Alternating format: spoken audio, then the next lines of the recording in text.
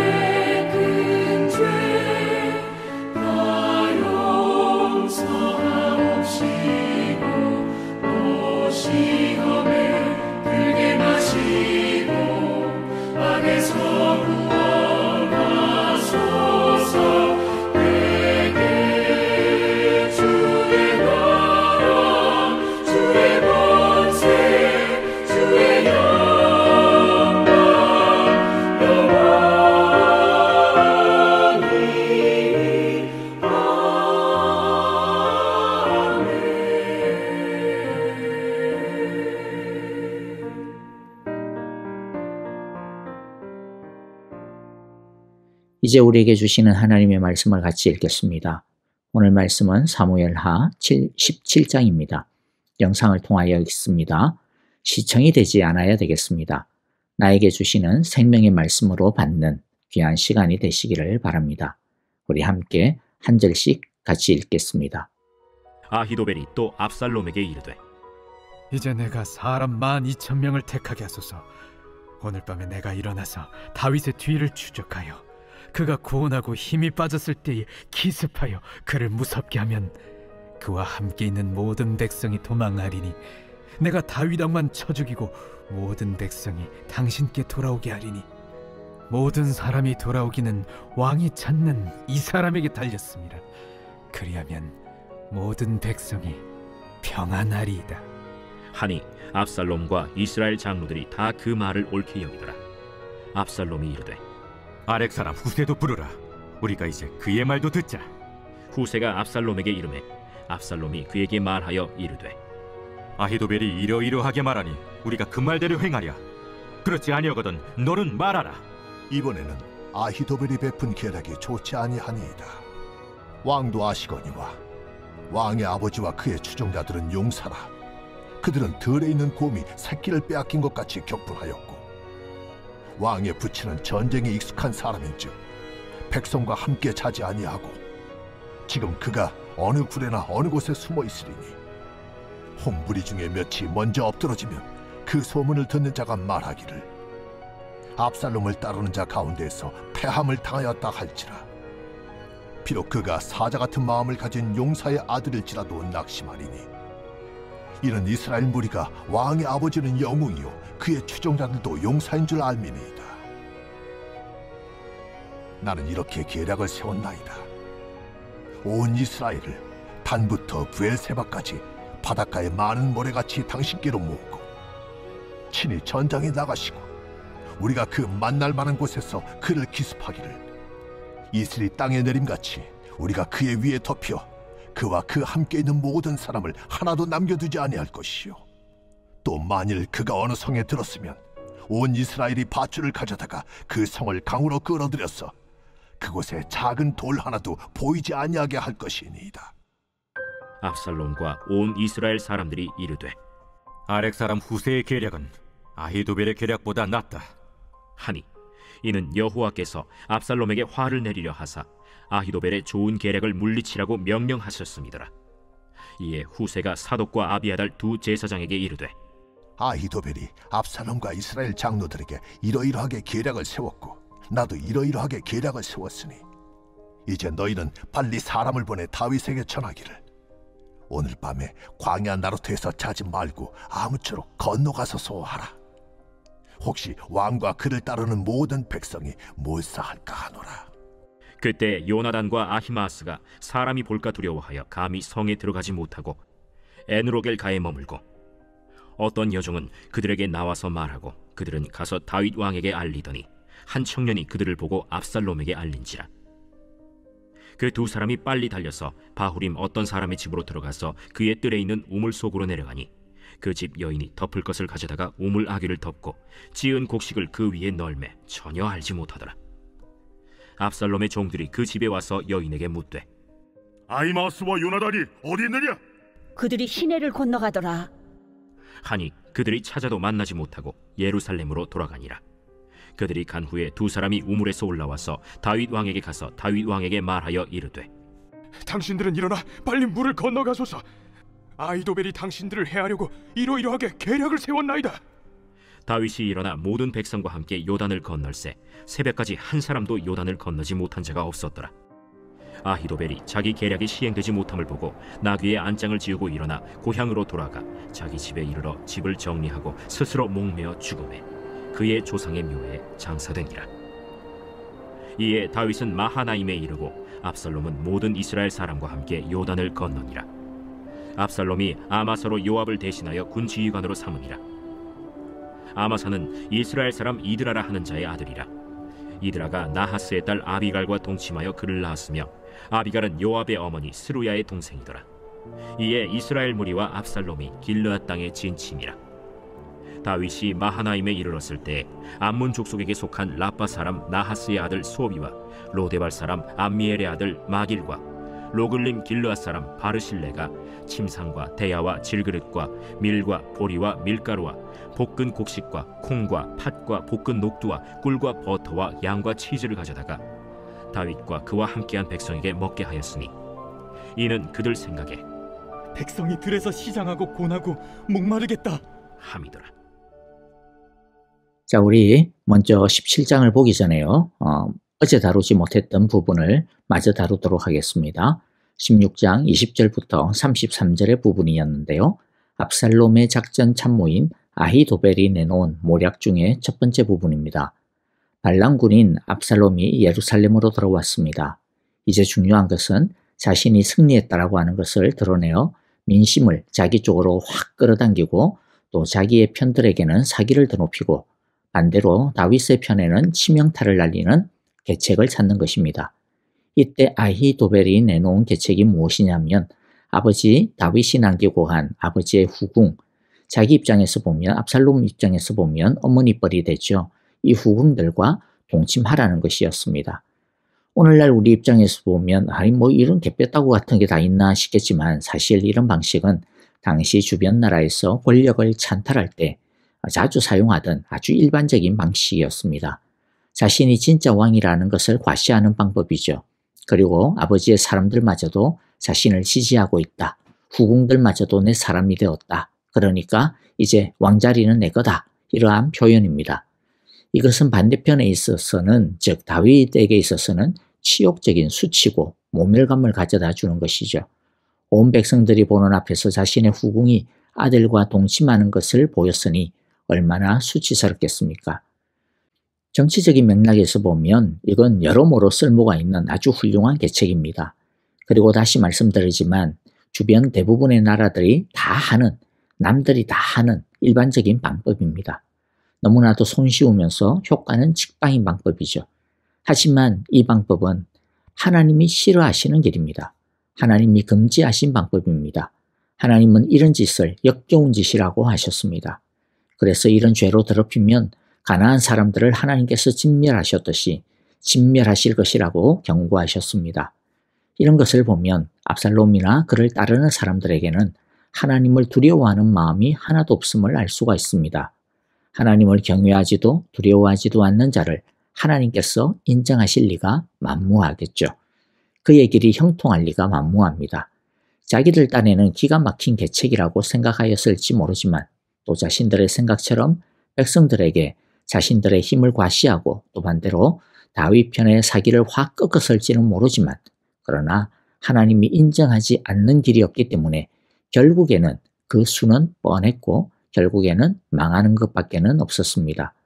하나님의 백성은 이루고자 하는 그 목적도 선해야 하겠지만은 그 방법도 하나님의 방식이어야 합니다. 세상 사람들은 뭐로 가도 서울만 가면 된다 이런 식으로 살겠지만은 그래서 목적을 이루기 위해서 들키지만 않으면 할 수 있는 한 온갖 방법을 다 사용하려 하겠지만 그러나 하나님의 사람은 그렇게 살면 안 됩니다. 성공하는 것, 뜻을 이루는 것이 전부가 아니기 때문입니다. 이루면 장땡이다 이런 생각처럼 위험천만한 생각은 없을 겁니다. 진리 안에서 하나님이 인정하시는 방법만 사용해야 합니다. 아무리 좁고 험한 길이라 하더라도 차라리 덜 성공하고 말지, 차라리 이루지 못하고 말지, 차라리 돌짝밭이라도 그 길을 가고야 말지, 이러한 삶의 방식이 하나님의 말씀의 방법이라고 하는 것을 기억해야 할 것입니다. 성도에게 있어서 중요한 것은 성공이 아니라 하나님과 사는 것입니다. 하나님을 사랑하는 것입니다. 하나님을 기쁘게 해드리는 것이라고 하는 것 우리 모두가 꼭 기억하고 명심해야 할 것입니다.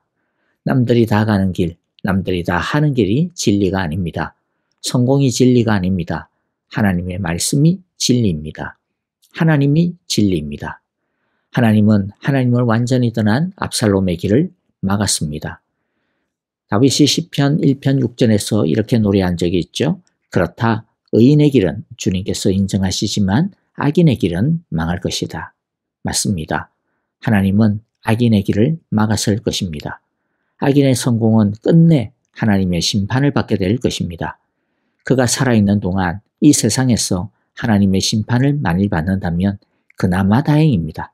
왜냐하면 회개할지 않을지는 모르겠지만은 그래도 어쨌든 회개할 수 있는 기회라도 돌이킬 수 있는 기회라도 주어졌기 때문에 그나마 다행입니다.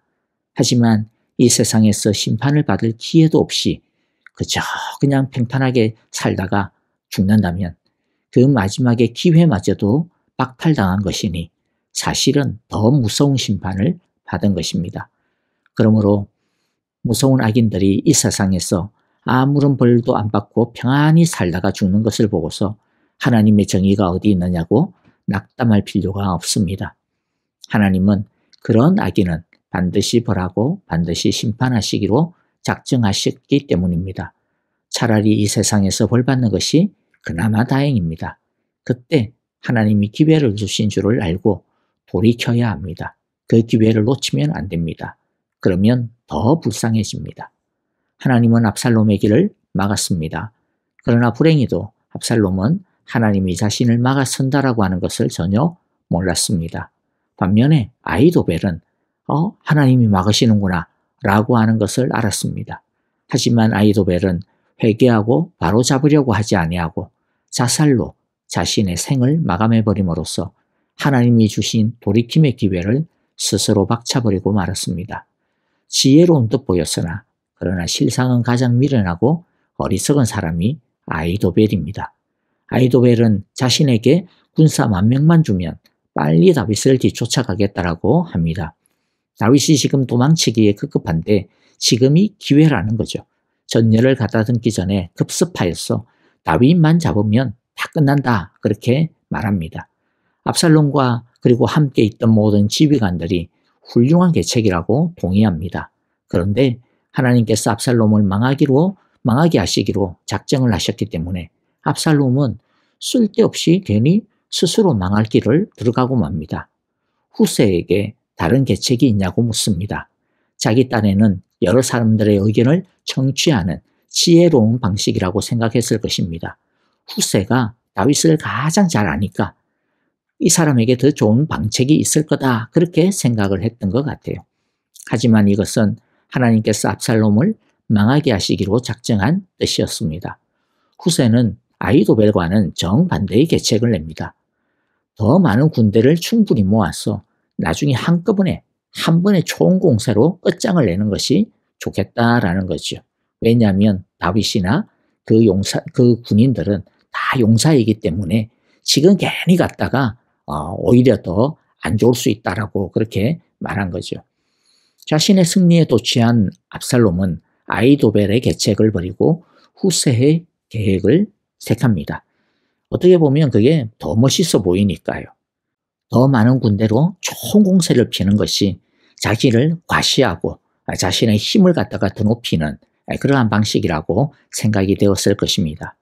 어떻게 보면 아히도벨이 처음 내었던 계책, 즉 다윗의 후궁을 백성들이 보는 앞에서 취하라고 하는 이 계책 때문에 압살롬과 그 무리들이 오히려 들떠버린 것 같다라는 생각을 합니다. 그야말로 자기 꾀에 자기가 걸려 넘어진 꼴이 되고 만 것입니다.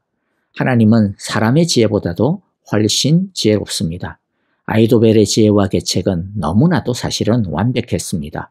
하지만 하나님은 아히도벨의 그 완벽한 계책을 통해서 도리어 압살롬을 교만하게 만들었고 도리어 해이해지게 만들었고 도리어 안일하게 만드신 것이죠. 사람의 지혜를 공수로 돌아가게 만드신 것입니다. 아히도벨의 계책이 무너지고 후세의 계책이 세워진 것은 후세가 더 지혜로워서가 아닙니다. 하나님께서 압살롬의 눈과 귀와 머리를 어둡게 하셨기 때문입니다. 하나님이 간섭하셨기 때문입니다. 승리의 비결이 무엇입니까? 하나님이 간섭해 주심에 있습니다. 하나님이 승리의 열쇠이며 비결입니다. 반면에 위기 가운데 있던 다윗을 하나님은 보이지 아니하는 당신의 손길로 지키시고 보호해 주셨습니다. 15절부터 보면 위기 가운데 있는 다윗을 찾아온 도움의 손길들을 볼 수가 있습니다. 먼저는요, 후세가 비록 자신의 계책이 채택이 되어서 당장은 압살롬의 추격을 지연시키기는 했다라고 했지만 혹시라도 있을 위험에 대비하여 아히도벨의 계책을 다윗에게 알려주어 빨리 요단강을 건너가게 합니다.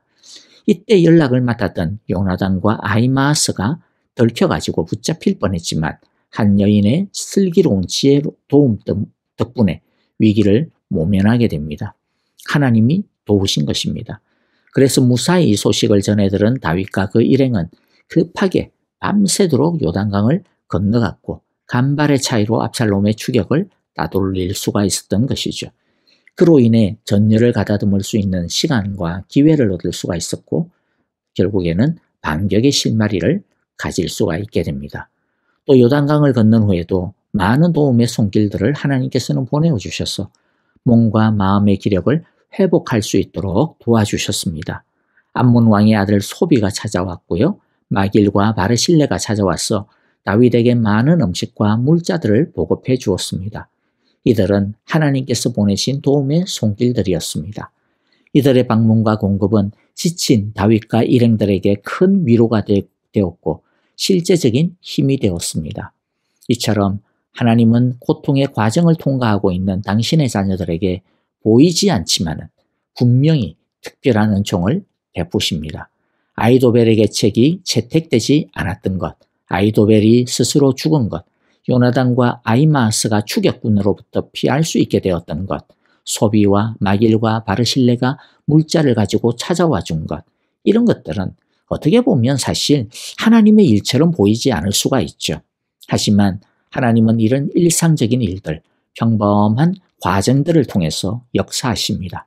말씀을 마무리하겠습니다. 여러분, 목적을 이루는 것만을 쳐다보시면 안 됩니다. 하나님의 사람은 하나님의 방식으로 진리 안에서 그 뜻을 이루어 가야 합니다. 하나님이 인정하지 않으면 결국에는 아무것도 이룰 수 없습니다. 설령 이 세상에서 무언가 이루었다라고 하더라도 결국에는 망하는 길뿐입니다. 의인의 길은 여호와께서 인정하심을 믿으시기 바랍니다. 악인의 길은 정녕 망한다라고 하는 것을 믿으시기 바랍니다. 하나님이 인정하시는 사람부터 그러므로 되어야겠습니다. 하나님이 인정하시는 사람을 하나님은 도우십니다. 평범해 보이고 일상적인 일들만 일어나는 것 같아도 그러나 하나님은 보이지 않는 곳에서 보이지 않는 손길로 당신의 인정받는 자녀를 분명히 붙들고 계심을 우리 모두가 믿을 수 있게 되시기를 간절히 바랍니다. 그러므로 오늘 하루도 하나님의 선한 도움의 손길로 가득한 하나님의 인정을 받는 믿음의 삶을 살아내시기를 간절히 기도하고 축복합니다. 아멘. 자, 오늘 우리에게 주신 귀한 말씀들 마음에 새기면서요. 오늘 이 시간 자신에게 주시는 하나님의 음성을 따라서 회개할 것 회개하고 붙드실 것 붙들고 또 주장할 것 주장하며 결단할 것 결단하고 우리 하나님 앞에 기도했으면 좋겠습니다. 교회와 성도들을 위하여서 우리 함께 서로 중보했으면 좋겠습니다. 특별히 아프신 분들 있죠. 우리 지수영 집사님의 암 치료를 위해서 여러분들 계속해서 마음을 담아 기도해 주시면 고맙겠습니다. 그리고 우리 선교사님들을 위하여 기도해 주시고요. 고난의 길을 걸어가고 있는 우크라이나와 시리아와 또 이 튀르키예 하나님께서 선하신 길들을 선하신 손길을 부어주옵소서. 우리 그렇게 기도했으면 좋겠습니다. 다 함께 찬양하며 기도하겠습니다.